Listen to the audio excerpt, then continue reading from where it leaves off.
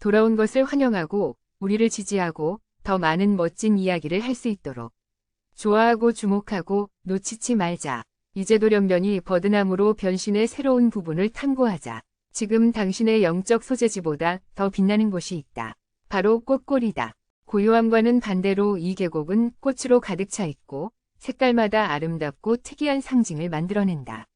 아름다움 뒤에는 이 행성에 불가사의한 기적이 있다. 이곳은 원래 대산안개 영초의 재배지로서 대산안개 중의 모든 이수는 모두 영초를 찾으러 왔다. 그들은 머리에 두 송이의 령화를 씌운 것이 아니라 여러 잎의 령화를 수요했다. 한 소녀는 활기차고 아름다운 꽃을 보고 기뻐했다. 주위의 모든 사람들이 웃으며 달콤한 말로 서로를 불렀다. 이 꽃이 피었다. 이 반짝반짝 빛나는 꽃은 그녀 자신의 사랑에 감사해야 한다. 그러다가 나비가 하는 말을 듣자 린호어는 수줍게 손을 흔들며 어머, 나비 언니에게 응원을 해줘야지 라고 답했다. 그래서 두 여자는 서로를 칭찬하며 입을 크게 벌렸다. 하늘을 치며 웃었다. 호호호하하. 어떤 여자도 굴하지 않는다. 그녀는 모두를 칭찬하고 행복하다. 하지만 내가 칭찬을 받았을 때 나는 어색했다. 멈추지 말고 비명을 지르지 마라. 이 두 소녀는 갑자기 불타는 석탄처럼 다가오는 검은 물건을 보았다. 인기척도 없이 시커먼 나무 뿌리가 갑자기 밝아졌다. 두 개의 밝은 눈과 핏빛 동그라미 하나가 그들의 자매들을 깜짝 놀라게 했다. 세 다리 네 다리, 화초숲에서 잠수하여 귀신처럼 도망쳤다. 알잖아. 알고 싶다면, 알고 싶다면, 알고 싶다면, 알고 싶다면 어디로 던져졌는지 알게 될 거야. 괴물에게 던져질 거야. 둘 다 떠나고 없어지고 호호 골짜기에서 울고 있는 나비만 남아 벌거벗은 채 남편을 돌아오게 하고 싶지 않았다. 날이 어두워지면 말을 타지 말라는 교훈이었다. 한 바퀴 주워 아이를 충분히 놀렸고 바보 여행은 천안을 안개 중심 대산실로 되돌렸다.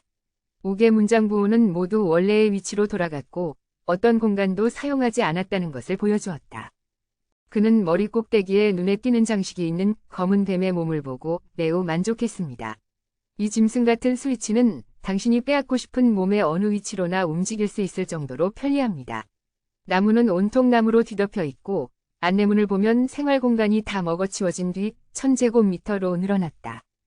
늑대꽃 회화나무꽃은 산골짜기에서 가보가 헤엄쳐 작은 별장을 지을 수 있을 정도로 웃으며 셀카를 찍고 있었다.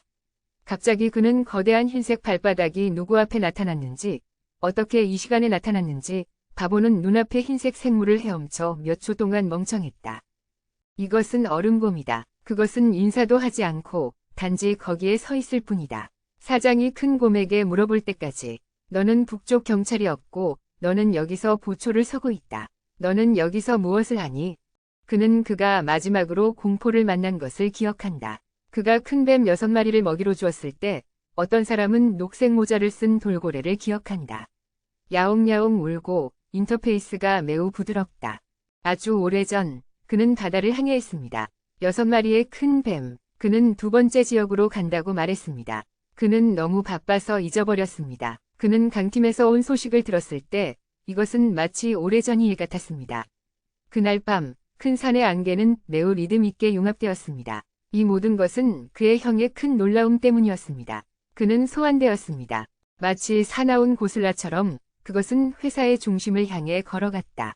형제자매들은 직원들이 모이는 것을 보았지만 아무도 감히 큰 사장이 오는 것을 잊지 못했다. 바보. 그들의 이름은 빠르지만 그들의 눈은 백호와 금 외에 다른 9마리의 흉수가 없다. 그리고 그들의 힘과 지도자가 모두 여기에 있다. 아마도 그들은 자신의 일을 바치고 있을 것이다.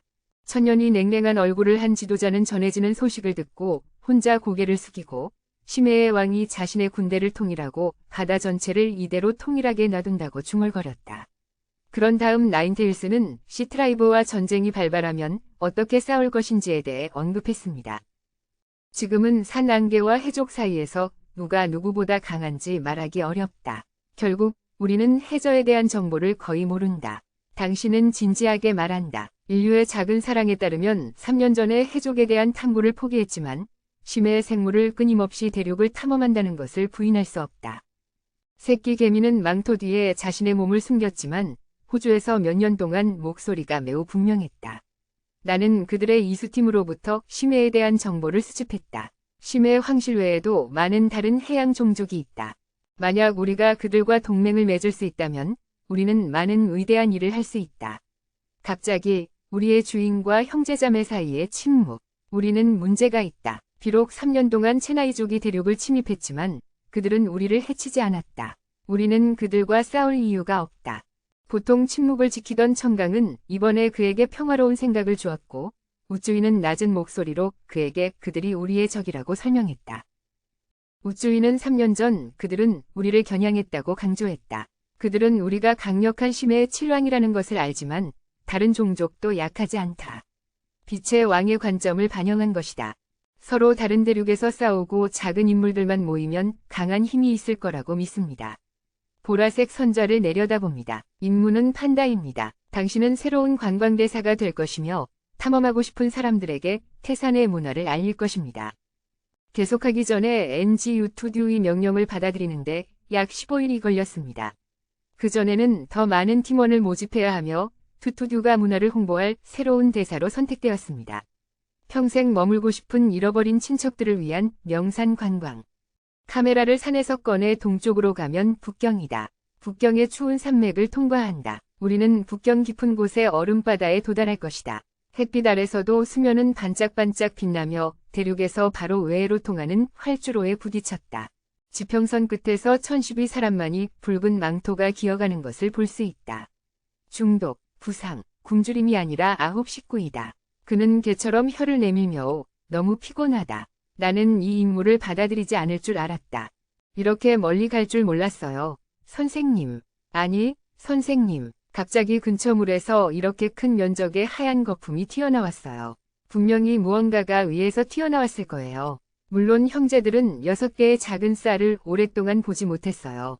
킬러 돌고래는 이제 슈퍼히어로다. 3주기, 5개의 머리, 이렇게 커서 경온을 분쇄한다. 이제 3개의 인터페이스, 싸우지만 착한 영혼이 나타나면 미친 듯이 기뻐한다. 당신을 만나기 위해 나는 이미 수백 킬로미터를 걸었다. 그들은 수중에서 서핑을 하고 있다.